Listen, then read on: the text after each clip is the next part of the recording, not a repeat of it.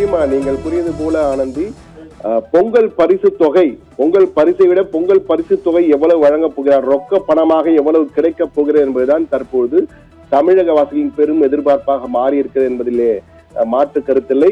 அந்த வகையில் தான் தற்போது தீவிர ஆலோசனை நடைபெற்று வருகிறது. சில தினங்களுக்கு முன் 248 கோடி ரூபாய் நிதி ஒதுக்கீடு செய்து தமிழக அரசின் சார்பிலே பொங்கல் பரிசு தொகுப்பிற்காக அரசாணை வெளியிடப்பட்டது. இந்த 248 கோடி ரூபாய் தானா என்றால் அது அந்த 248 கோடி ரூபாய் என்பது 2,22,00,000 அரிசி குடும்ப அட்டைதாரர்கள் ரேஷன் கார்டுகளுக்கு மட்டுமே வெள்ளம், 1 கிலோ வெள்ளம், 1 கிலோ பச்சரிசி, ஒரு முழு நீள கரும்பு ஆகியவற்றை வாங்குவதற்கே போதுமானதாக இருக்கும். எனவே ரொக்க பரிசு தொகை தொடர்பாக எந்த அறிவிப்பும் இல்லை என்பதுதான் பெரும் கேள்வியாக இருந்தது.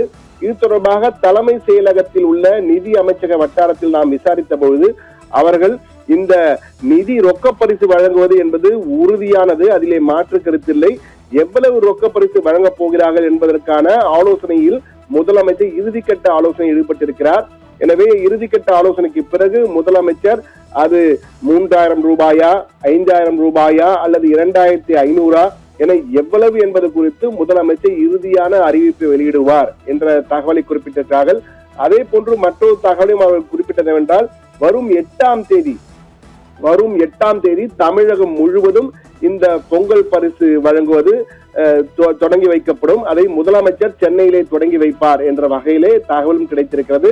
ஆனால் அதிகாரப்பூர்வ அறிவிப்பு விரைவில் வெளியாக இருக்கிறது. 8ஆம் தேதி பொங்கல் பரிசு வழங்கும் விழா நடைபெறுவதற்கான தொடக்க விழா நடைபெறுவதற்கான வாய்ப்புகள் அதிகம் இருக்கிறது. அதுவும் அன்றைய தினம் அதற்கான டோக்கன்களை ரெடி செய்யும் பணி தற்போது முழு வீச்சிலே இறுதி கட்டத்தில் இருக்கிறது. நாளைக்குள், அதாவது 2ஆம் தேதிக்குள் அந்த டோக்கன்கள் விநியோகம் செய்வதற்கான டோக்கன் அனைத்தும் அச்சடிக்கப்பட்டு தயார் நிலை இருக்கும். 3ஆம் தேதி முதல் அந்த டோக்கன்கள் விநியோகிக்கப்படுவதற்கான வாய்ப்புகள் அதிகம் இருக்கிறது என்ற தகவலும் நமக்கு கிடைத்திருக்கிறது.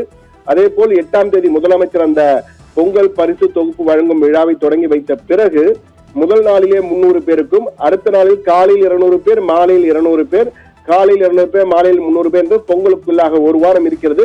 அந்த ஒரு வாரத்திற்குள்ளாக அனைவருக்கும் பொங்கல் பரிசினை கொடுக்க வேண்டும் என்ற வகையிலே முடிவு செய்திருக்கிறாராம் தமிழக அரசு.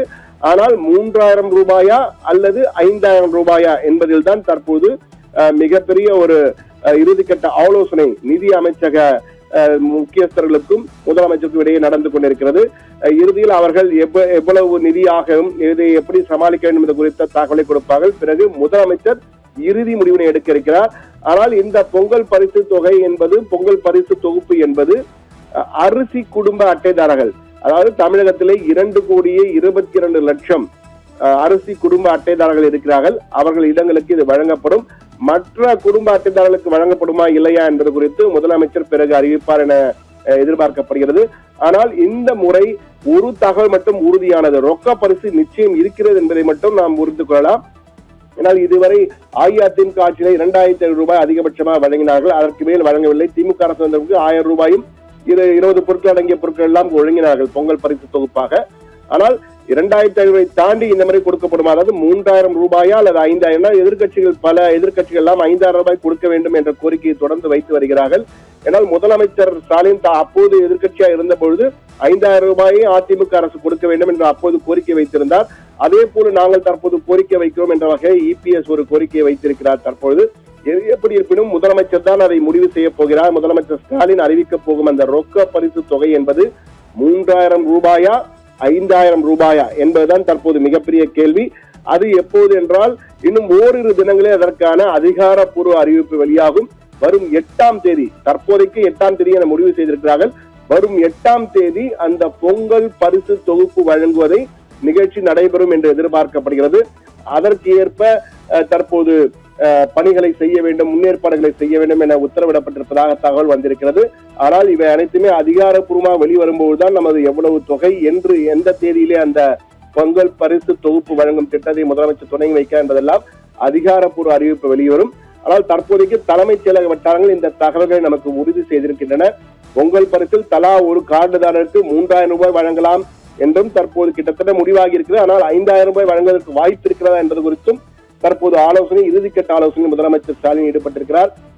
அந்த தொகையை வழங்கும் பொழுது அதனால் ஏற்படும் செலவை எப்படி ஈடு செய்வது என நிதித்துறை ஆலோசித்து வருகிறது. பொங்கல் பரிசு தொகுப்பை காட்டுதலுக்கு ஒரு 8ஆம் தேதி முதலமைச்சர் ஸ்டாலின் தொடங்கி வைப்பதற்கான வாய்ப்புகள் அதிகம் இருக்கிறது.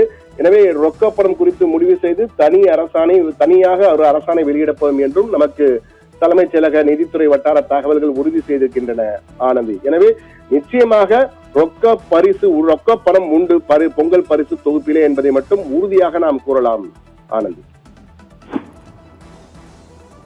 தகவல்களுக்கு நன்றி சண்முக சுந்தரம்.